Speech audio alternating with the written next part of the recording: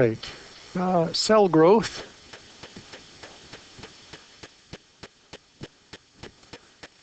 And a few of the more details about the process of mitosis. We've already been through the stages: prophase, metaphase, anaphase, telophase, and what goes on in that process in a previous lesson. But I wanted to show you a couple of things that are slightly different, for instance, with animals and plant cells. So the first thing I wanted to talk about was what happens in telophase. You'll recall we drew a picture of the animal cell that looks something like this, where the cell has already divided its genetic material. The chromosomes have been pulled apart, and they have been pulled by the spindle fibers. I'll just draw 3 here, chromosomes representative. And then we saw that the nuclear membrane was then beginning to reform, to form a new nucleus in each of the cells.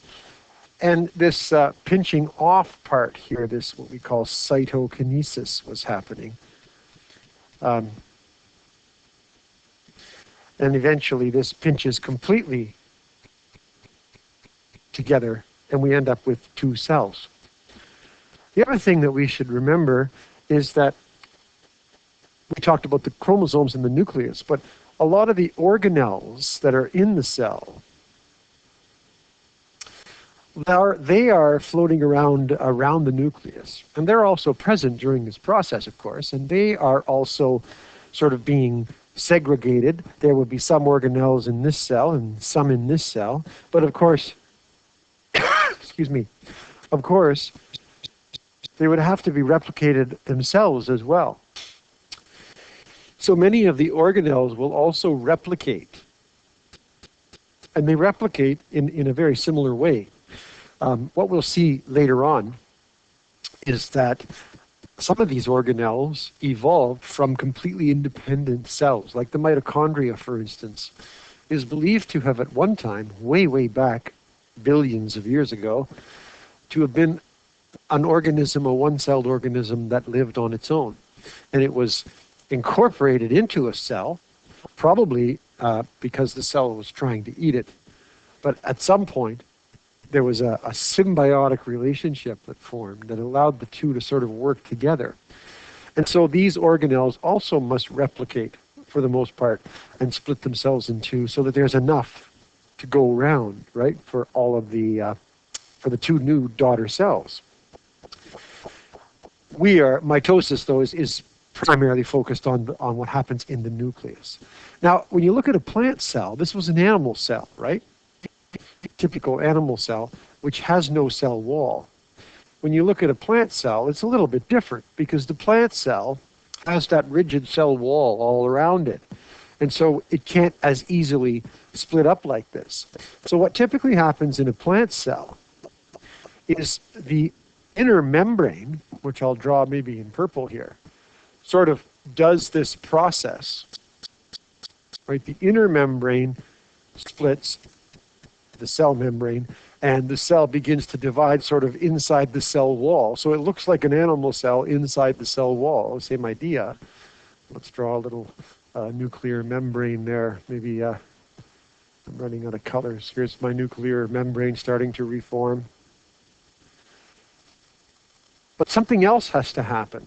When this pinches off, in the middle here, right, when it pinches off the membrane and becomes 2 individual membranes, another process has to happen. And that is that the cell wall has to be slowly built up in between here to divide the 2 new cells.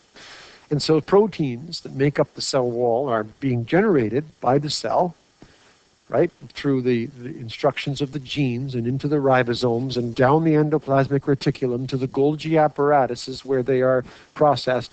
And then they're being released into the cell to build a new cell wall. So the inner membrane does the cytokinesis.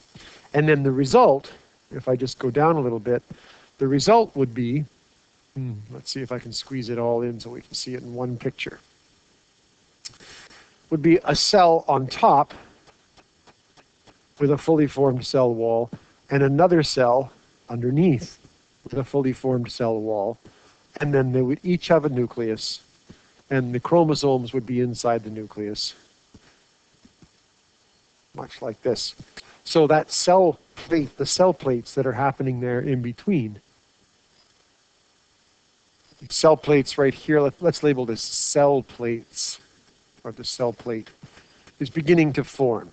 And it basically forms this cell wall section right here. So on the inside of that, we have the two cell membranes that have pinched off.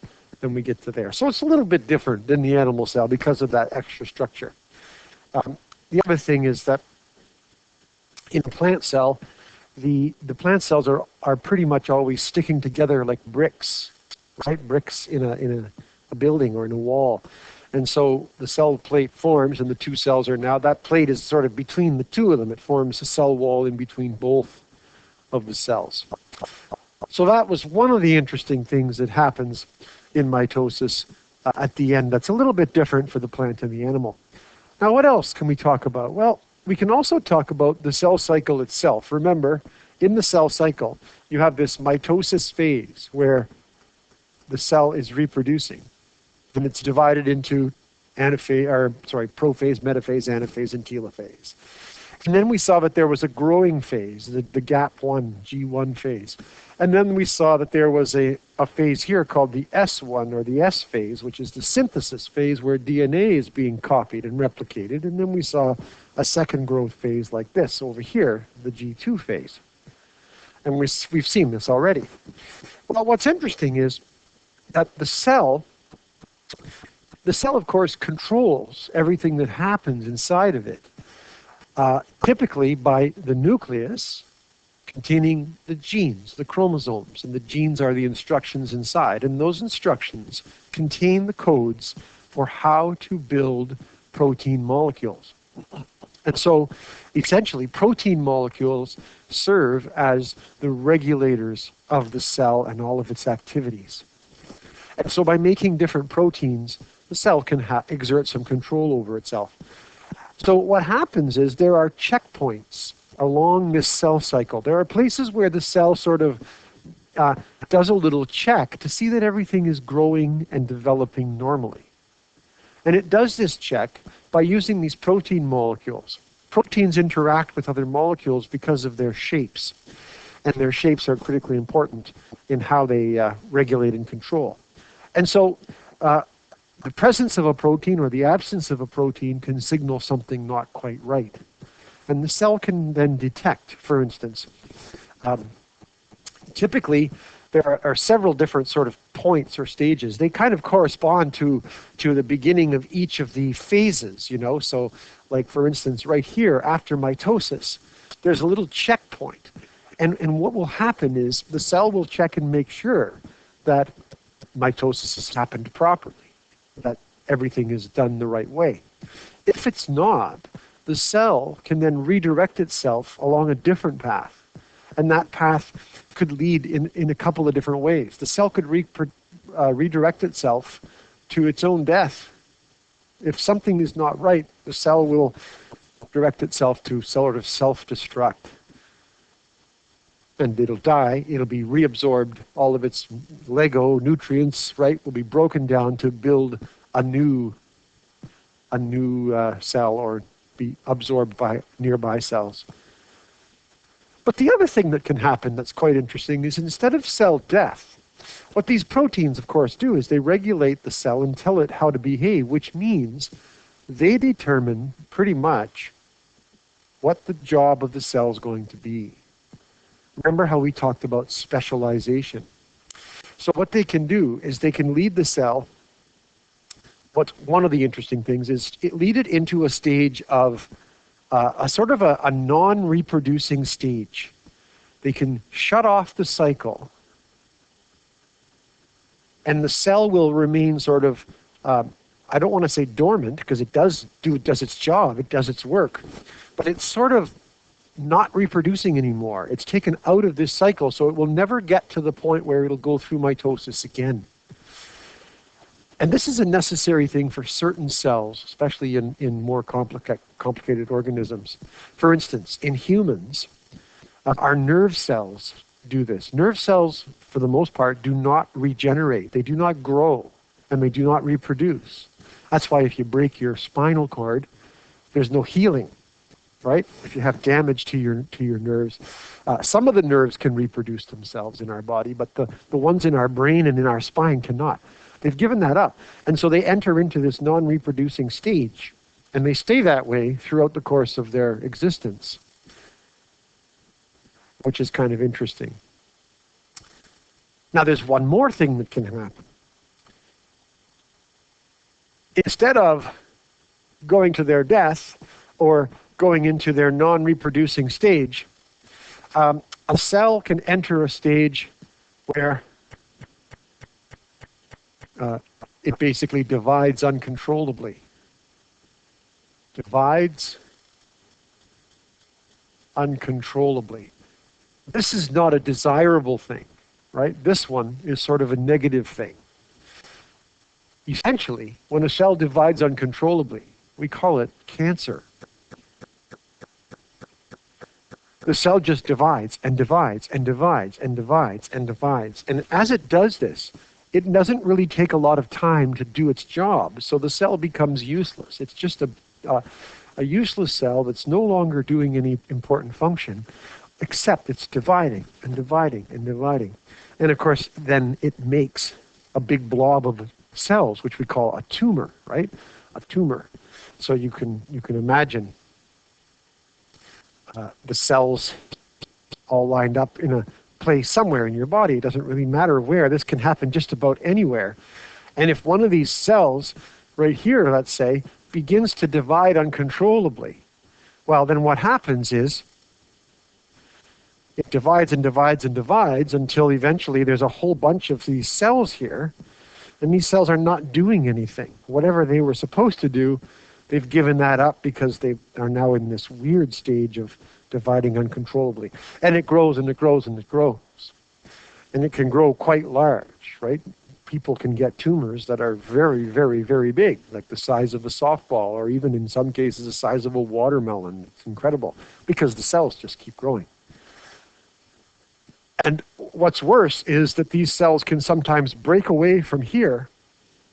Oops, let me draw that in blue. They can break away from the tumor and they can migrate through the body to other places and start a new tumor. And the problem is these big lumps of tumor, eventually they begin to interfere with the function of the normal cells around them. And then we end up with severe problems, which can sometimes, well, if it's not treated, just about always results in their death. So cancer is a mix of diseases. It's a whole bunch of different diseases that are all based on the same principle of cells that are growing uncontrollably for some reason. Now, this is not something desirable. It's not something that's supposed to happen, but it happens from time to time. The nice thing about our bodies, though, is when this does begin to happen, quite often it will change the membrane of the cell. And our body will recognize that this little blue cell that I've drawn here has changed. And along will come a white blood cell, and it will attack and kill cells like this that are misbehaving in this way. So it's very likely that at any point in our life, we all have some cancerous cells in our body that are doing this. But our body is able to attack them and destroy them. It's only when, for some reason, they get out of hand or out of control and we can't keep them in check that we end up developing the situation where we call it cancer, and we get these tumors growing. And of course, a big part of that is your immune system and making sure that it's fully functioning. And of course, in our lifestyle today, there are lots of reasons why our immune systems are not functioning 100%. We don't have enough sleep. That's a big one. Our lifestyle requires very little sleep, and so we are tired all the time, which means if your immune system is weaker, it could give these cancerous cells a chance to begin to develop uncontrollably. Nutrition, that's another thing, right? We don't eat very well. The state of our bodies, if we don't eat very well and our bodies are not in a relatively healthy state, right? If we're carrying way too much weight, way too much fat, things like that, it can interfere with our immune system, which then allows sort of an opening, right? You let your guard down, and it's an opening for these cancerous cells to divide.